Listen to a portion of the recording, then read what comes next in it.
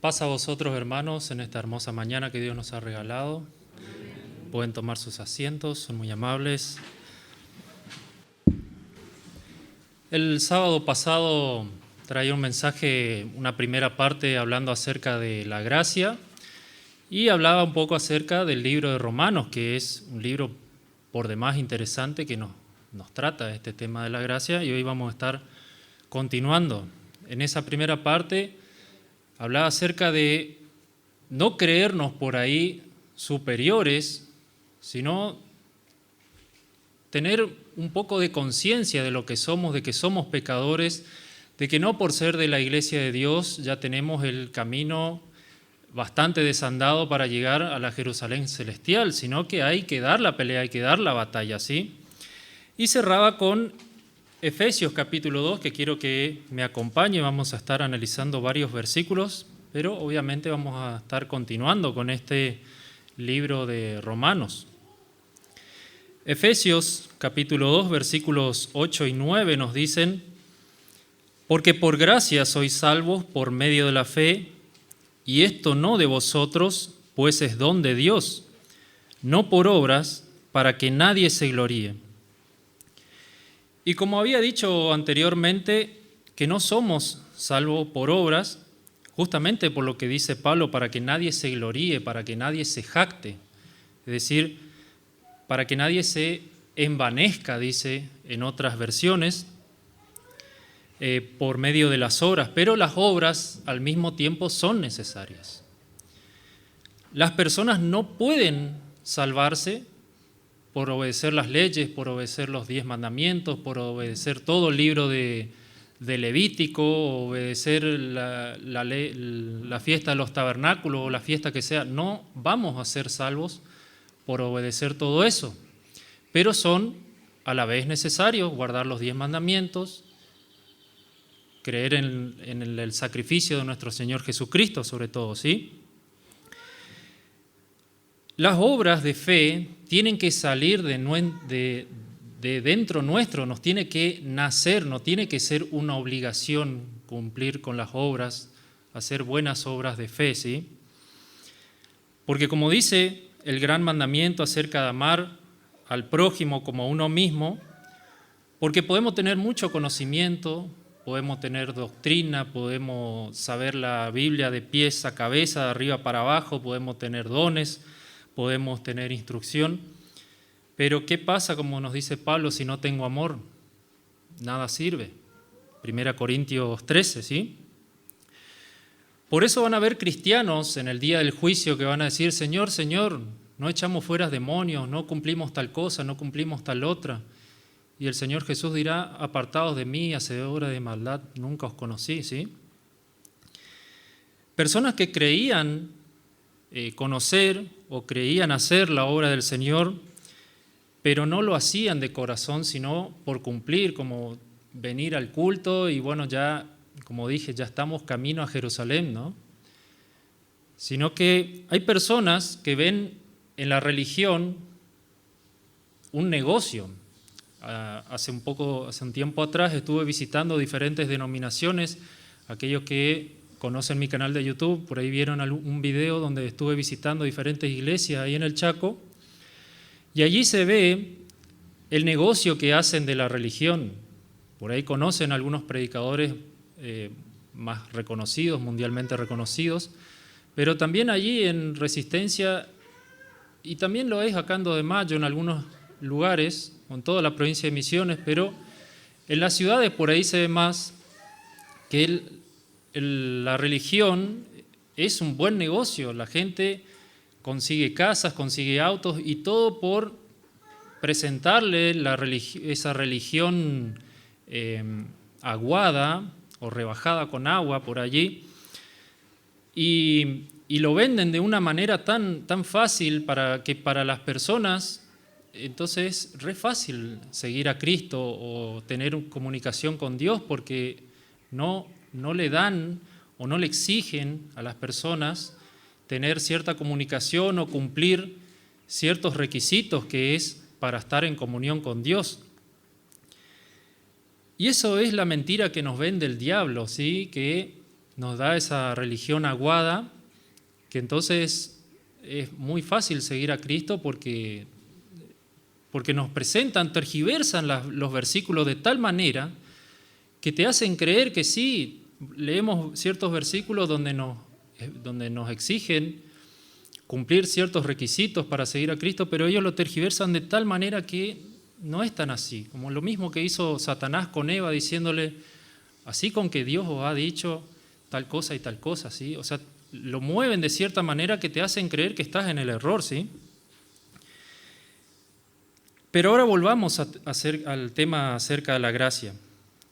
Entonces, ¿significa la gracia que es permiso para pecar? Vamos a dejar que la Biblia nos responda, vamos a ir a Romanos capítulo 6, como dije, estuvimos tratando acerca de este libro el sábado anterior. Romanos capítulo 6, el versículo 15 nos dice lo siguiente: ¿qué pues? ¿Pecaremos porque no estamos bajo la ley, sino bajo la gracia? En ninguna manera, nos dice el apóstol Pablo.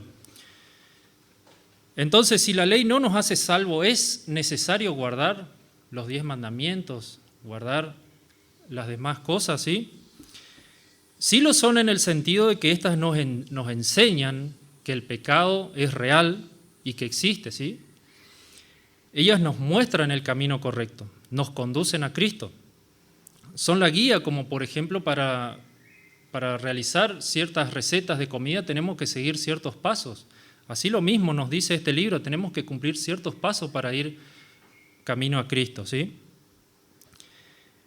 Las recetas de pastelería, por ejemplo, que son algo mucho más preciso, que el orden de los factores puede alterar el producto final, lo sabrá la hermana Ingrid acá presente, ¿no? Y muchas de las hermanas también que se dedican a hacer pan dulces y demás, ¿sí? Gálatas capítulo 3 vamos a ir, pero obviamente no pierdan de vista el libro de Romanos. Gálatas capítulo 3, versículo 24. Vamos a leer el versículo 23 también. Pero antes que viniese la fe, estábamos confinados bajo la ley, encerrados para aquella fe que iba a ser revelada. De manera que la ley ha sido nuestro ayo para llevarnos a Cristo,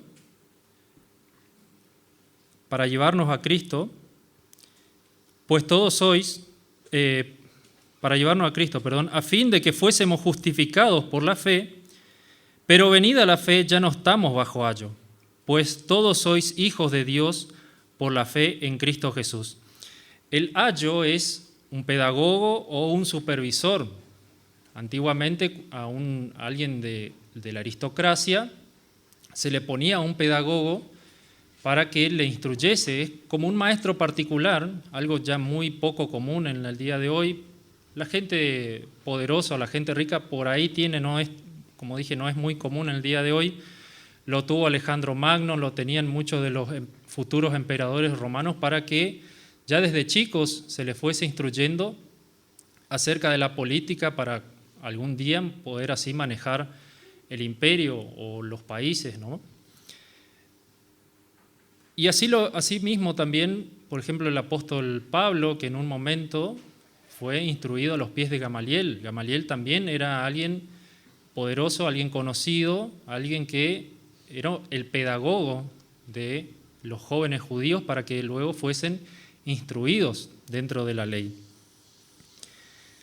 Así que la ley nos enseña el camino de seguir a Cristo, porque como sabemos el Antiguo Testamento es una sombra de las cosas por venir.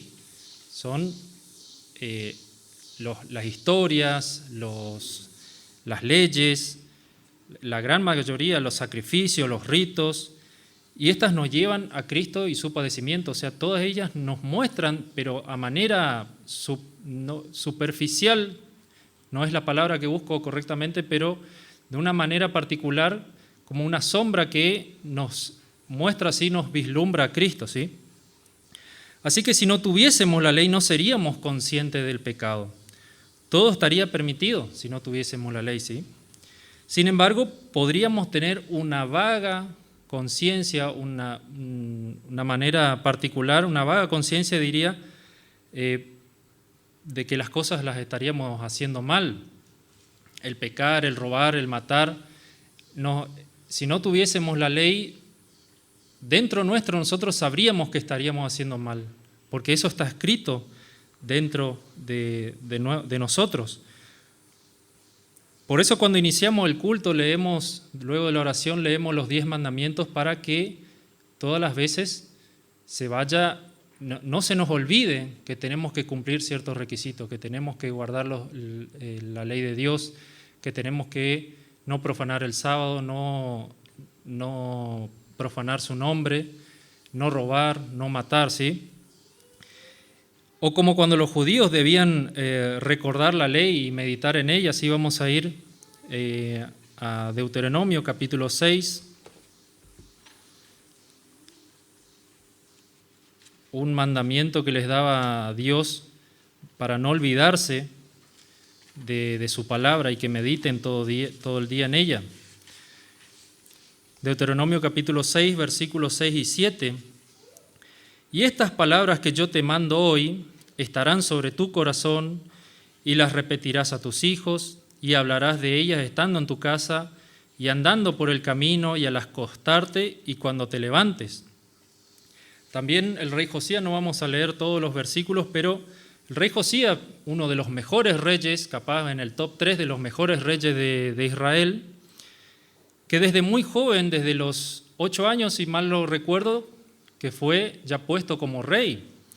Y él buscó, desde un principio ya buscaba el favor de Dios, a pesar de que en ese tiempo no había un culto o estaba tergiversado el culto en ese tiempo, porque nos dice en 2 Reyes capítulo 22 que luego de que encontraron el libro de la ley y lo leyeron enfrente del rey Josías, rasgó sus vestiduras. Entonces, ¿qué concepto tenían ellos acerca del pecado si ellos, creyéndose como son el pueblo del libro, como se hacían llamar, ¿sí?, no tenían en ese tiempo libro y luego lo encontraron? Después de leer el rey Josías, dijo, bueno, esto hay que leerlo para que todo el pueblo lo sepa. Y luego de haber sido leído ante el pueblo se arrepintió, cayó en polvo y ceniza, nos dice así, pero no todos, como siempre. Siempre pasa de que hay ciertos descarriados que por más que se le lea la ley, se le lea todo, se les explique, igual no van a seguir a Cristo, ¿sí? No todos los que escuchan la palabra les llega el mensaje. Otro ejemplo lo encontramos en el libro de Nehemías, capítulo 8. Como dije, no vamos a leer todos los versículos, lo pueden anotar si quieren y lo pueden leer después si no recuerdan estas historias. Cuando Esdras trae el libro de la ley para que el pueblo escuchara, y más adelante nos dicen al final del capítulo 9 que todos hicieron un pacto de guardar lo que dice la ley. En el capítulo 10 anota todas las personas que leyeron que firmaron ese pacto de guardar el libro de la ley. Luego, volviendo, entonces, ¿qué pasa cuando no hay ley o no se la conoce? Vamos a ir a Romanos nuevamente, capítulo 2.